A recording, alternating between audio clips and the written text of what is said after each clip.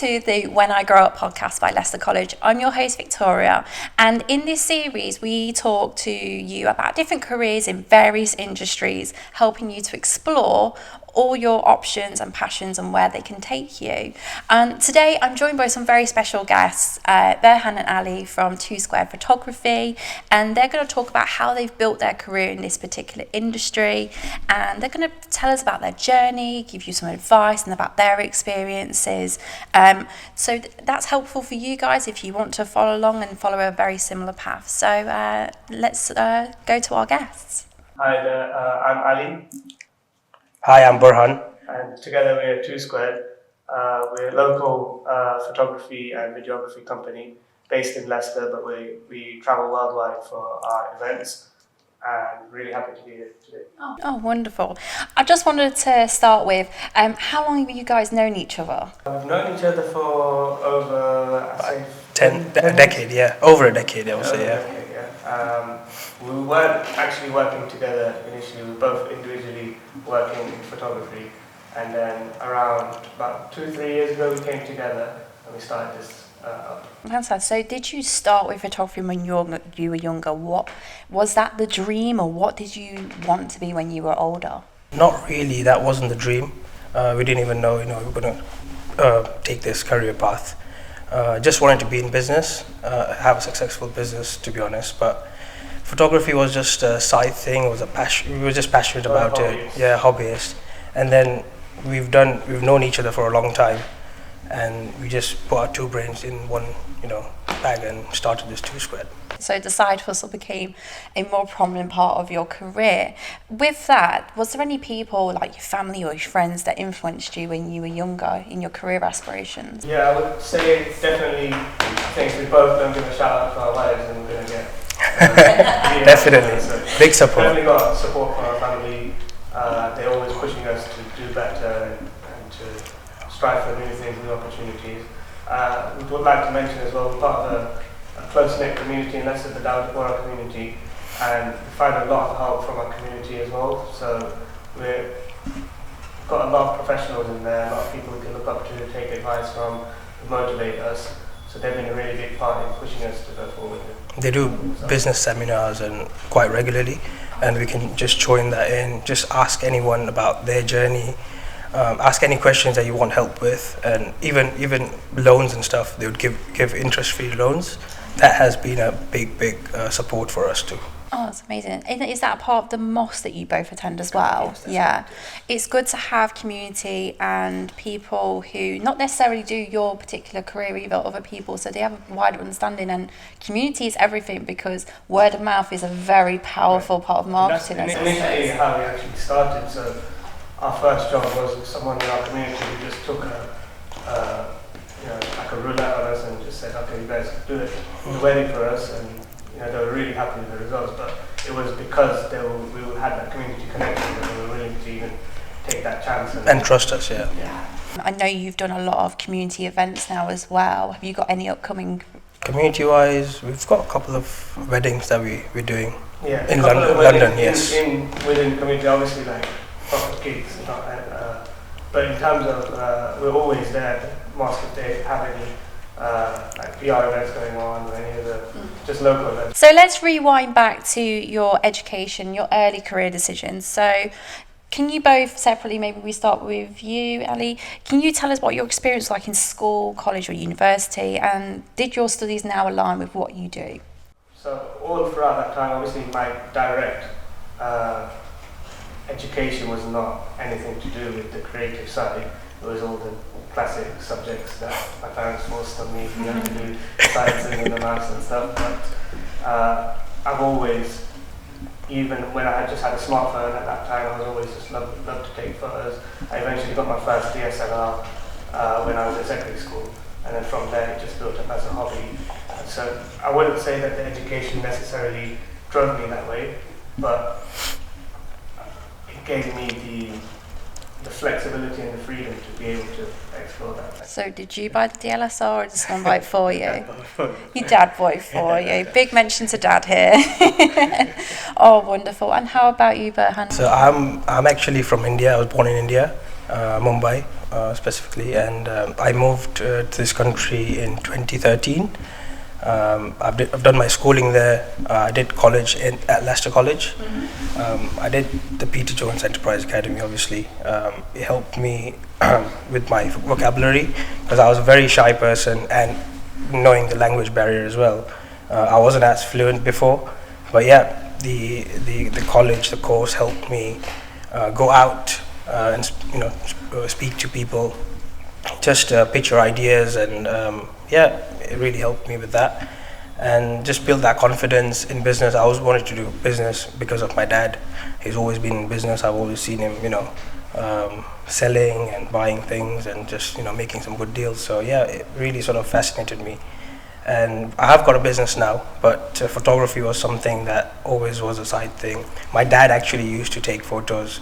I mean, we've got, when I look back, I've got photos of every single small thing that happened in my family, and I always sort of was curious who took all these photos. With my dad. So that really sort of pushed me more into photography, I would say. And my dad bought me the first, obviously, camera, but my father-in-law actually supported me quite a lot too, recently, to buy some new gears. But going back, my first camera was DSLR, and that was from our mutual friend, Hatim. Obviously, he's moved to America now. But I bought it off him as a second-hand camera, and that's how I started. So Dad's also had a big inspiration to your business as well. So obviously, I just wanted to also briefly touch on that you went and did A-levels, very traditional routes. Looking back now, because I do know that you're still a pharmacist, you are, and photography business is also something you do. Would you still consider the A-level route, or would you want to consider something more creative? I would say, so my advice to anyone would be that there's no harm in doing any sort of education, whatever it may be. There's always an opportunity to learn, and whatever you learn, there's always something you can do with it, and always something you're going to benefit from. So I think the pursuit of knowledge is just something, even between us right now, we're always learning. It doesn't stop. But I would say traditionally doing the A-level route, I would say there's no problem in doing that. If you want to focus on photography specifically, it may be a good idea to actually do something. I completely agree with you. I'm a big believer in that learning is lifelong. You never stop learning. And I think if you stop learning, then there is something wrong there. I do.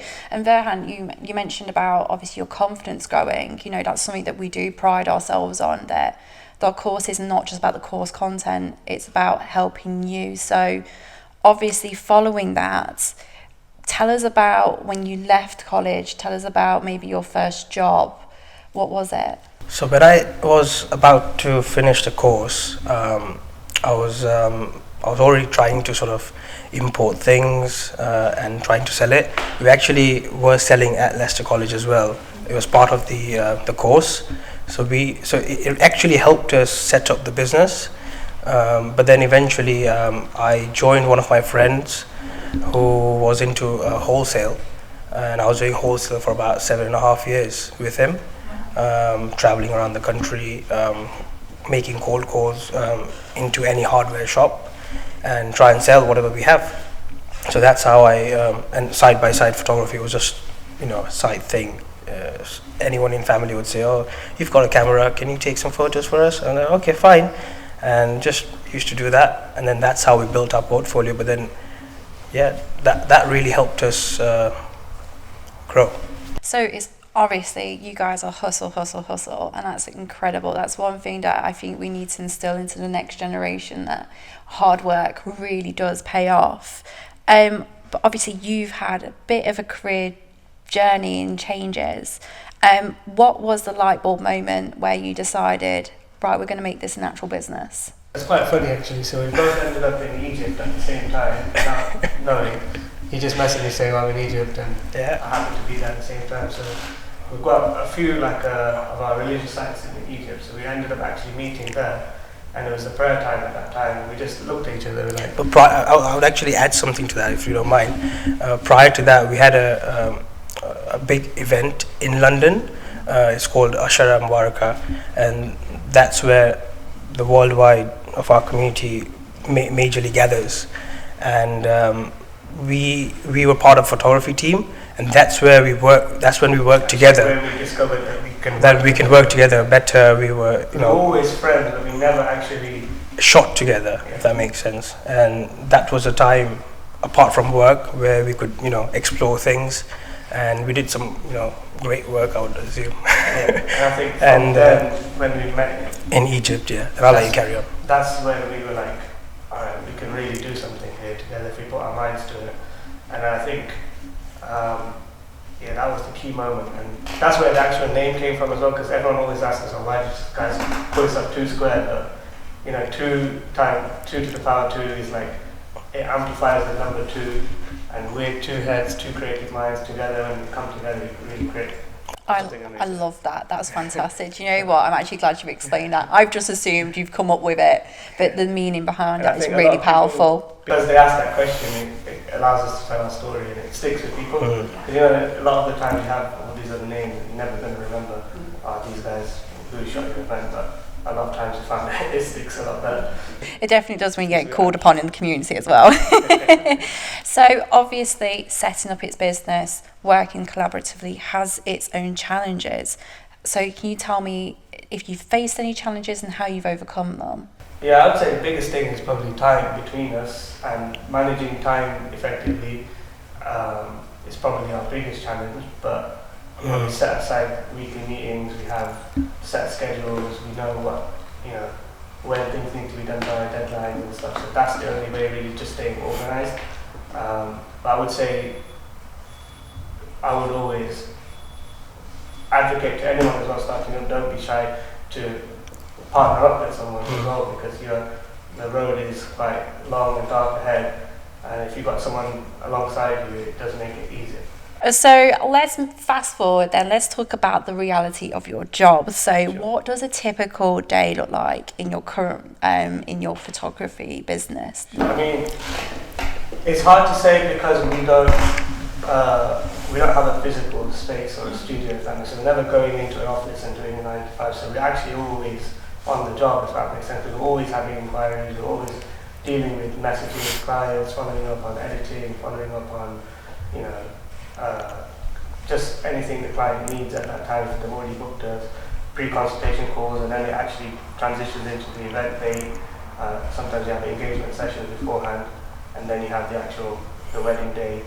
Let's be honest here. Do you guys have different styles on how you shoot? I would say we probably did initially, but I think as we've grown together in the business, we've aligned ourselves and we've created our own 2Squared style. Signature style, so I think that's something we wanted to come on and touch on in the podcast, is that when someone comes to us, they know what style they're going to get, and regardless of who shoots, even if he's just there on his own, for example, we know that they're going to get the same quality. Style is so important, because if you have any discrepancies, it can ruin the aesthetic, can't it, and everything. So what do you love most about your business and your photography, and what do you find challenging? In terms of challenges, just to add on to that, there's always someone out there doing cheaper than you. That's the biggest challenge that we have, obviously being around Leicester as well. And we feel like our style, actually, the style that we've created, differentiates us. So if someone's coming to us, like Ali said, they exactly know what they're getting. And that's what, we found that niche in there. So we use a lot of lighting, work with a lot of lights to create something, more creative and more dramatic, rather than going for those bright images. So that's something that we would say we love and we're quite proud about. And if you know what, people forget that it's quality over quantity. They forget that price isn't just you going around shooting photos. It's the admin time, it's the editing time, it's the meetings with brides and their grooms and everything to make sure you're getting the right shots and everything like that. And all the other events that you do, and making sure you're satisfying the customer at the end of the day. What I would say is the biggest sort of challenge that I faced is I've always thought of photography as an art.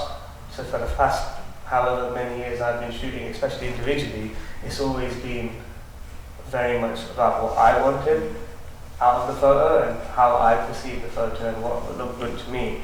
And that was the biggest challenge, I suppose, we both faced when we actually were dealing with clients. Sometimes they don't like how you see it. Sometimes you do have to adapt to the client, especially if you want to be successful in the business side.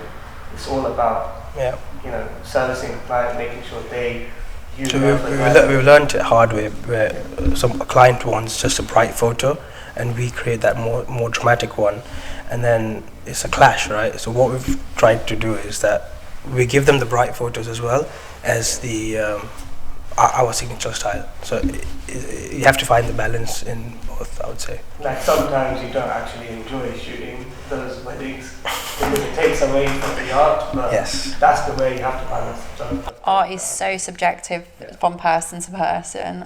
From someone who, I like art myself, the art that I have in my house, someone might walk in and go, I hate that. But like you said, it's about servicing the client and making sure what they like. So it does come obviously with its ups and downs.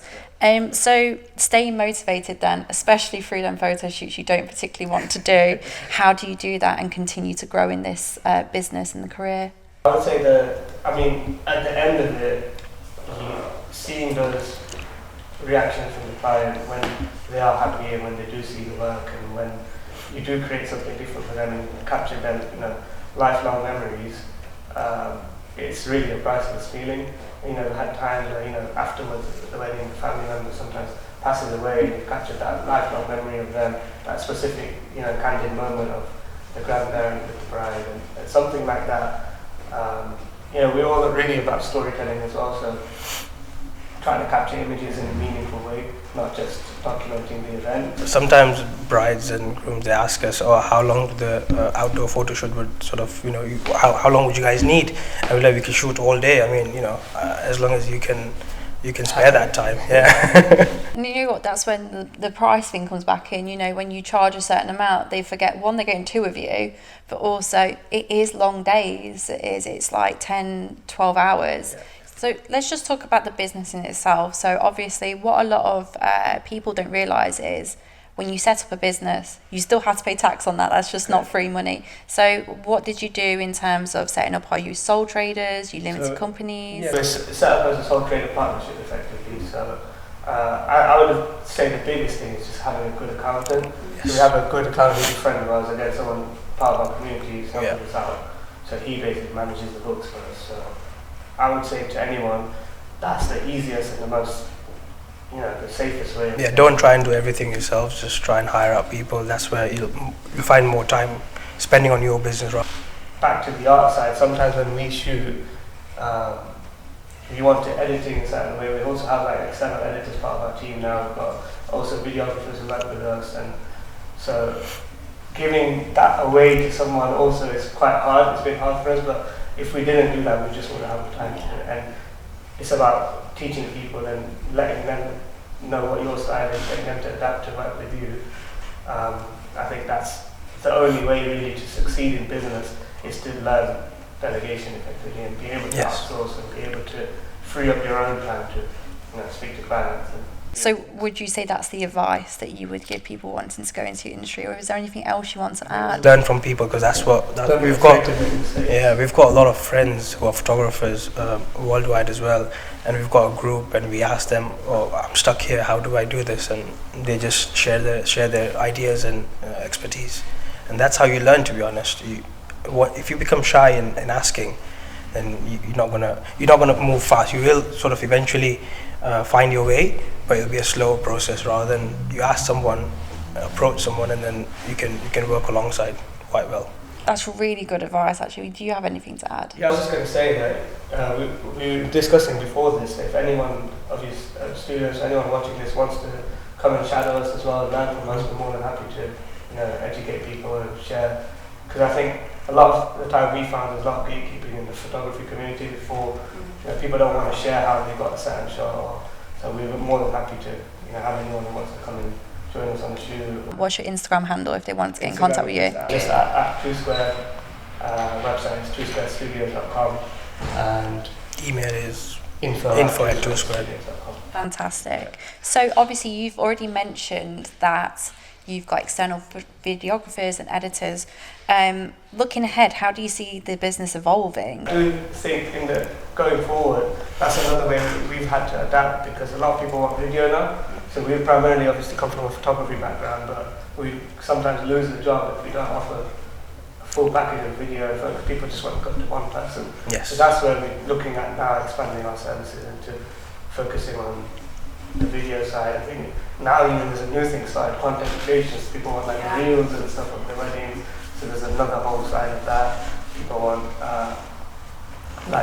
prints and all different things. So there's different ways of expanding. But I do think, I mean, the wedding market is huge and there's people getting married all the time. So I do think it's a good future ahead. And anyone who wants to start, I would say, if they've got a passion for it and they've got, even you can just start on your phone. You can come and shadow someone. Don't be afraid also at the beginning to take free shoots. You're not always going to get paid. Like a lot of the time still, we will, if it's a good opportunity for us, we don't care about the money, we care about what. If we can create something good and in terms of art-wise, then we'll go for it. I would say it's a lot of sacrifice in the beginning. You're not going to just see someone, this guy's great, overnight you're going to become like that. You're going to have to put in the hours, you're going to have to learn. And in terms of even the sacrifice, like the financial sacrifice, sometimes you're going to have to lose money on the shoot, but you have to think about what that shoot's going to do for your portfolio. It's been wonderful having you on our podcast today, Burhan and Ali. Thank you so much for joining us today. Thank you very much for the opportunity. Thank you.